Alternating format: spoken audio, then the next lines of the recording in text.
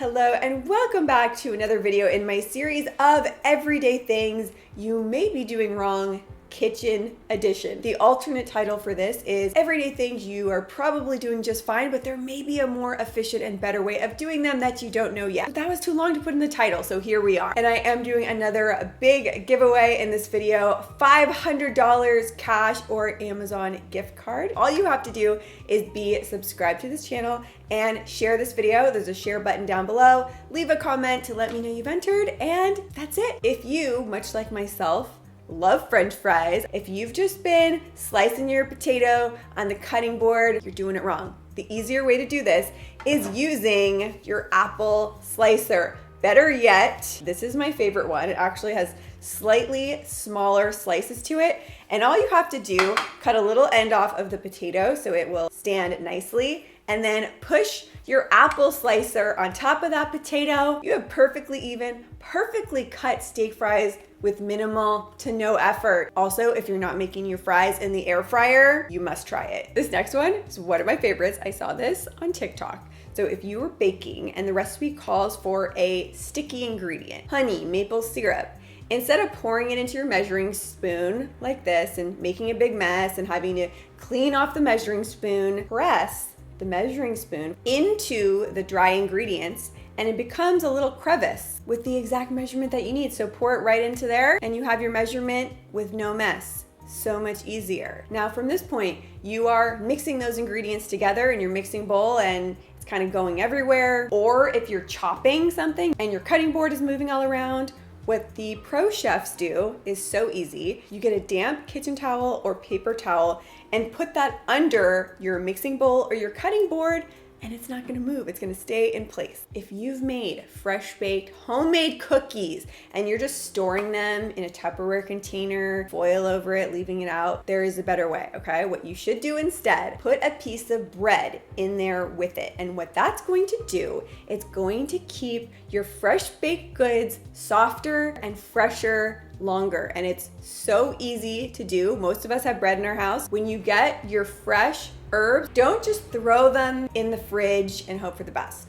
There's a strategy here to keep them fresh longer. What you want to do, get a damp paper towel, wrap up the herbs in that damp paper towel, put that in a bag, and then put that in the fridge, and they will stay fresh and crisp so much longer. Now, when you're cooking in the kitchen and you're using oil, what's your go-to oil? I know a lot of people out there use olive oil, but what you may not realize is that olive oil is not designed to be used at a high heat. It has a relatively low smoke point. So the switch that we have made in this household is avocado oil. It also has a lot of those good healthy fats and antioxidants like olive oil does, but it has a higher smoke point. And I actually just get it on an auto subscription every month through Thrive Market. And at this point, we get most of our household staples through Thrive Market because it's so convenient, you save money, and it's really fast shipping. Big thank you to Thrive Market for partnering with me on today's video again and giving you an amazing deal to try them out and save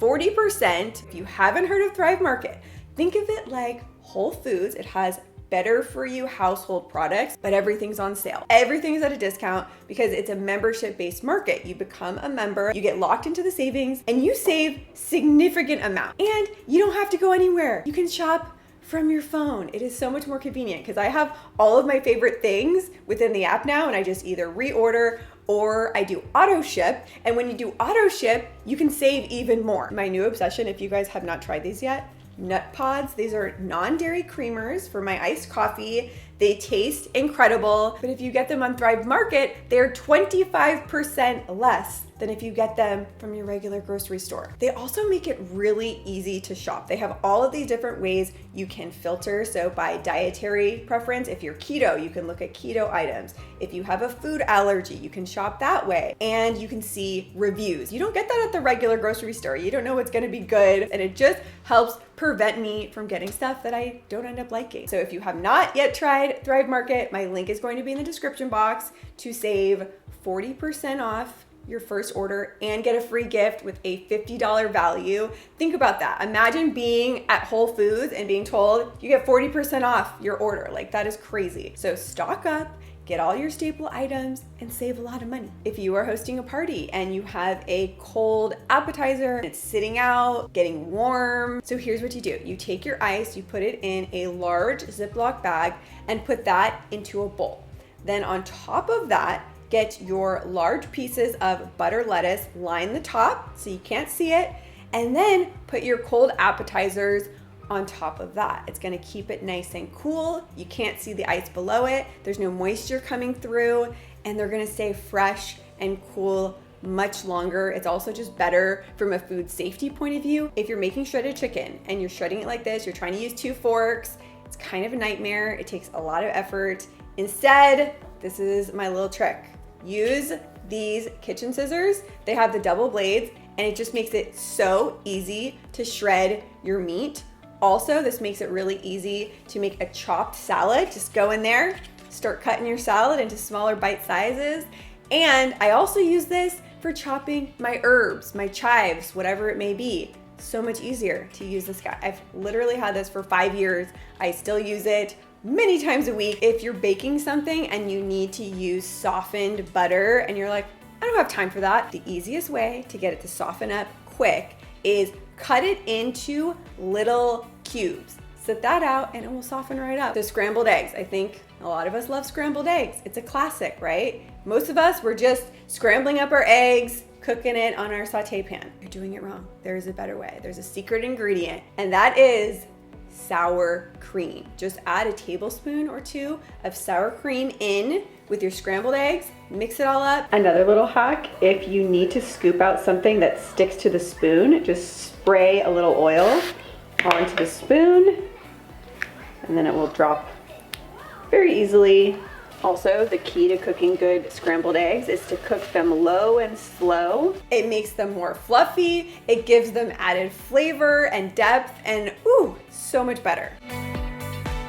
I will admit to you, I used to be a really bad chef and I would ruin everything. And my big thing I would do was overcook or undercook the meat. The better way to do it, if you don't already have this, if you don't already do this, get a kitchen thermometer. Specifically, get one with the temperature measurements right on there. So you don't have to look it up, you don't have to think about it or memorize it. It's right on there. And just put it in there and you will know exactly how done your chicken is. You don't want to be serving undercooked chicken. Brittany, for the 3rd time in a row, have you ever been cooking ground meat and then you look in your pan and it's a soggy mess? There's so much moisture. What you can do here is add a little dash of baking soda in the pan with the meat. And what that is going to do is absorb some of that excess moisture. And added benefit, it's going to allow your meat to brown better. This is what they teach in cooking school. I just didn't get the memo until I was today years old. Also, similar to that, you can speed up the time it takes to caramelize your onions by adding a little pinch of baking soda in there as well. Another thing, when you are sauteing your vegetables, let's say mushrooms, zucchini, anything that you're putting on your saute pan, don't season the vegetables until after they've browned. If you add your salt, your seasoning too early, it's going to draw out the moisture and then it's going to become a soggy mess. So wait to the end to add your salt and seasoning. This one is so simple and I feel dumb for not knowing this, but you know what? I didn't know, so maybe you don't know. If you have an Instant Pot, did you know that there is a built-in lid holder just right there on the side of the pot? So yeah, you can free up some counter space, put it right there. Now, pancakes. We make a lot of pancakes in this household because I have 2 young kids. A mistake that I was making without realizing it is I was over mixing the batter. Your pancakes will turn out fluffier and better if you don't overmix them. So you want to just barely mix your pancake batter and you actually want there to be lumps in it. So you can see here side by side, on the left is the pancake that I fully mixed the batter, and on the right is my lumpy pancake batter.